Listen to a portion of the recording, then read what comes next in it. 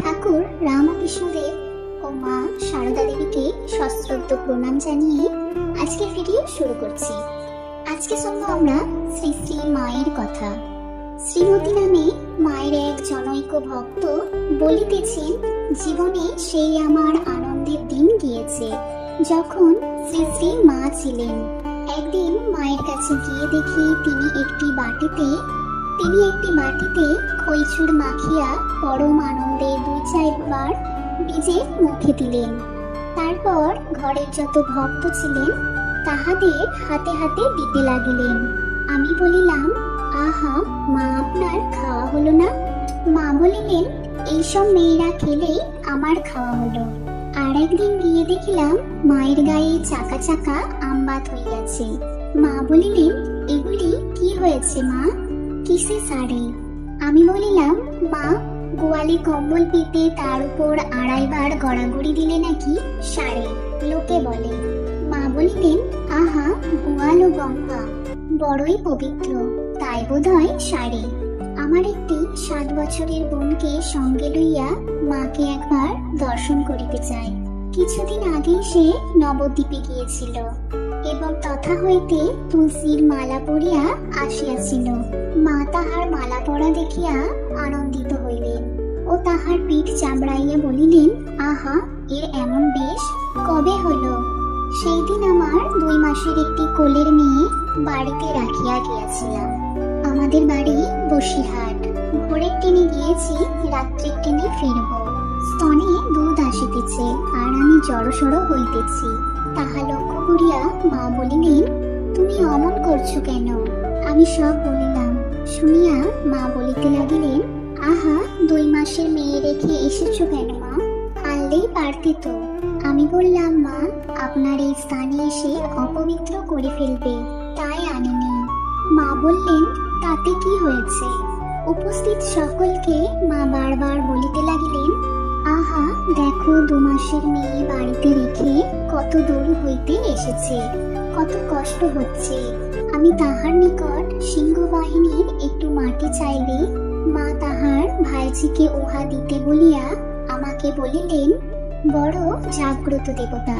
ফিরিবার সময় প্রণাম করিলে মা বলিলেন, এসো, আবার এসো মা। শ্রী শ্রী মায়ের আর একজন ভক্ত শ্রীমতী প্রিয়বালা দেবী, উনি কাশীর বাসিন্দা ছিলেন। উনি বলিতেছেন, 1916 সালের 12ই পৌষ আমি প্রথম শ্রী শ্রী মায়ের পাদপদ্ম দর্শন করি এবং তাহার কৃপা লাভ করিয়া ধন্য হই। একটি গুরু ভগিনীর সহিত যখন আমি কম্পিত কলবরে মায়ের বাড়ির দোতলায় উঠি, তখন যোগীর মা আমাকে জড়াইয়া ধরিয়া মায়ের নিকট লইয়া যাইতে যাইতে বলিলেন, মা, দেখো দেখো, তোমার আরেকটি মেয়ে এসেছে, এর চোখ মুখ দেখো। মা তখন ঠাকুর ঘরে বসিয়া ফল ছাড়াইতেছিলেন। বলিলেন, হ্যাঁ গো, আমি একে জানি, এ রামদের মেয়ে। আমি তো অবাক, কি করিয়া মা আমাকে জানিলেন। মা আমাকে ডাকিয়া ঠাকুর ঘরের আসনে তাহার পাশে বসাইলেন। আমার গুরু ভগিনীটি আমাকে গঙ্গা স্নানের জন্য আহ্বান করিলে মা বলিলেন, ওর গঙ্গা স্নান দরকার নেই, এবং আমার গায়ে গঙ্গা জল ছিটাইয়া দিলেন। তারপরে আমাকে কৃপা করলেন। ওই সময় আমাকে একটি কথা বলিয়া বলিলেন, ঠাকুর আমার জন্য মন্ত্রের এই অংশটুকু রাখিয়া দিয়াছিলেন। মায়ের পাদপদ্মে অঞ্জলি দেবার সময় মা বলিলেন, তুলসী ও বিল্লপত্র আমার হাতে দাও, ফুল পায়ে দাও। আমার সেই গুরু ভগিনীটি একদিন কথা প্রসঙ্গে মাকে বলিলেন, একে নিবেদিতা স্কুলে পড়ালে ভালো হয়। তদুত্তরে মা বলিলেন, না, ওখানে থাকার প্রয়োজন নেই, আমার কাছে থাকলে ভালো হতো, কিন্তু আমার অদৃষ্টে সেই সৌভাগ্য কখনো ঘটে নাই। একদিন মাকে জিজ্ঞাসা করিলাম, আমি কি করব? আমি তো কিছুই জানি না। মা বলিলেন, কি আর করবে, যা করছো তাই করবে, সকাল সন্ধ্যায় তার নাম করবে। আমাদের দেশে বিধবা মেয়েরা আহারাদি সম্বন্ধে খুব কঠোরতা করে। অন্য একটি ভক্ত মেয়ের নিকট এই কথা শুনিয়া মা আমাকে বলিলেন, তুমি রাত্রে রুটি, পরোটা ইত্যাদি খেও, ঠাকুরকে নিবেদন করে খেও, দেশাচার মানতে হয়। শ্রী শ্রী মায়ের অন্য একজন মহিলা ভক্ত শ্রীমতী সরজুবালা সেনের স্মৃতিতে মায়ের কথা। উনি বলিতেছেন, একদিন সকালবেলা শ্রী শ্রী মা ও গোলাম মা গঙ্গা স্নানে যাইতেছেন। গোলাম মা বলিলেন, মা তেল মাখো। মা বলিলেন, আমি তেল মাখবো না। গোলাম মা অনুরোধ করায় মা বলিলেন, আমি মাখলে সকলেই মাখবে, তেল মেখে গঙ্গা স্নানে যেতে নেই। একদিন জনৈক এক স্ত্রীলোক অনুতপ্ত হয়ে মাকে জিজ্ঞাসা করিলেন, মা, আমাদের উপায় কি হবে? মা একটু বিরক্তি প্রকাশ করিয়া বলিলেন, তোমাদের বছর বছর ছেলে হবে, একটুও সংযম নেই, আবার আমার কাছে এসে আমাদের উপায় কি বললে কি হবে? শ্রী শ্রী মা রামেশ্বর হইতে ফিরিয়া আসিবার পর একদিন তাহাকে জিজ্ঞাসা করিলাম, মা, কি দেখে এলেন বলুন। মা বলিলেন, অনেক লোক আমাকে দেখতে এসেছিল, সেখানকার মেয়েরা খুব লেখাপড়া জানে, আমাকে তারা কত লেকচার দিতে বললেন। আমি বললাম, আমি লেকচার দিতে জানি না, যদি গৌরী দাসী আসতো তবে দিত। একদিন মা বলিলেন, যে বড় হয় সে একটি হয়, তার সঙ্গে অন্যের তুলনা হয় না, যেমন গৌরী দাসী। আর একদিন মা রাধুর অসুখের জন্য তাহাকে মাদুলি পরাইয়া দেবতার উদ্দেশ্যে পয়সা তুলিয়া রাখিতেছেন। আমরা জিজ্ঞাসা করিলাম, মা, আপনি কেন এইরূপ করছেন? আপনার ইচ্ছাতেই তো সব হয়। মা বলিলেন, অসুখ হলে ঠাকুরের মানত করিলে বিপদ কেটে যায়, আর যার যা প্রাপ্য তাকে তা দিতে হয়। মানিকতলায় জনৈক ভক্তের বাটিতে একবার শ্রী শ্রী গৌরী মাতা কঠিন বসন্ত রোগে আক্রান্ত হন। ভক্তটির মাতা ও অন্যান্য সকলে প্রাণপাত করিয়া তাহার সেবা করিয়াছিলেন। তাহা শুনিয়া শ্রী শ্রী মা বলিয়াছিলেন, আর মা এই জন্মে মুক্ত হয়ে যাবে। গৌরীদাসীর অসুখে যে সলতেটি পর্যন্ত উস্কে দিয়েছে সেও মুক্ত হয়ে যাবে। শ্রী শ্রী মায়ের পুণ্য স্মৃতি থেকে মায়ের এক মহিলা ভক্তের কথায় চারুবালা সেনগুপ্তা।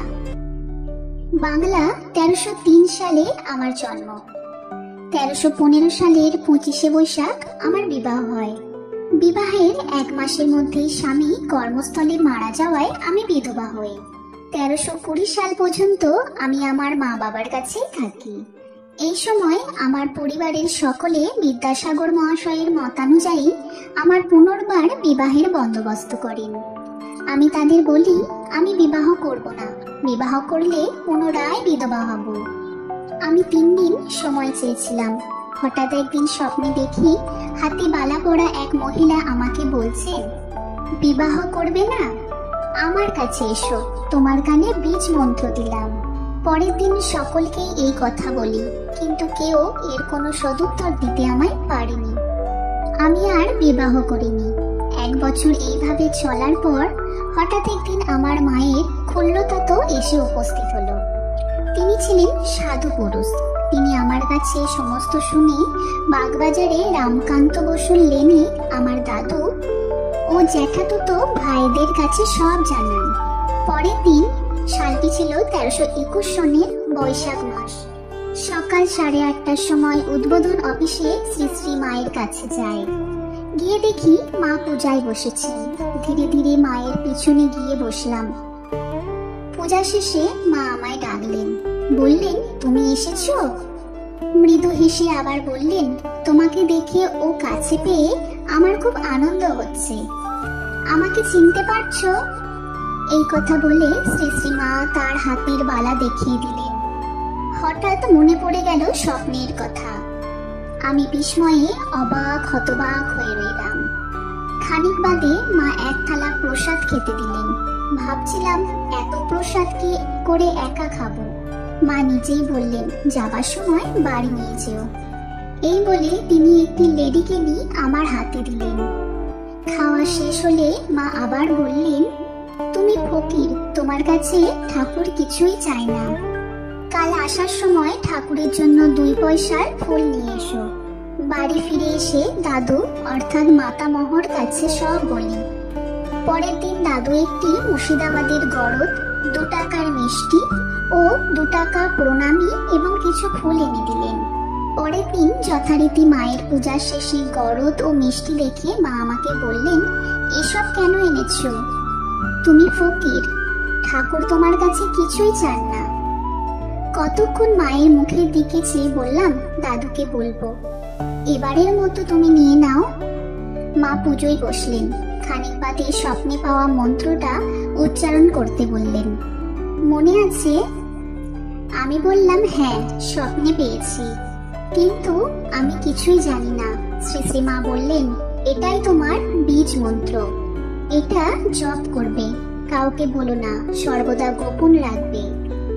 মা আমাকে জপ বিধি ইত্যাদি দেখিয়ে দিলেন।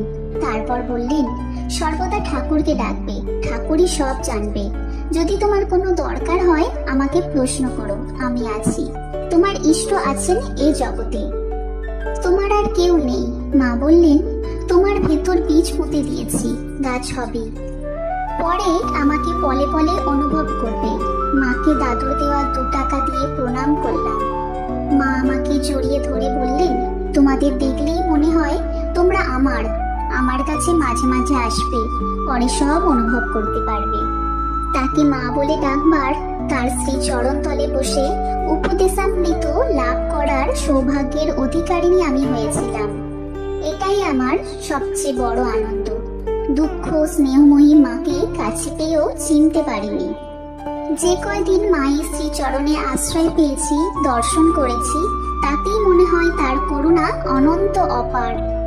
মার কাছে যাওয়ার সময় ভাবতাম অনেক কথা জিজ্ঞেস করব, কাছে গেলে সব হয়ে যেত ভুল, কিন্তু অন্তর পরিপূর্ণ হতো, কোনো অভাব থাকতো না।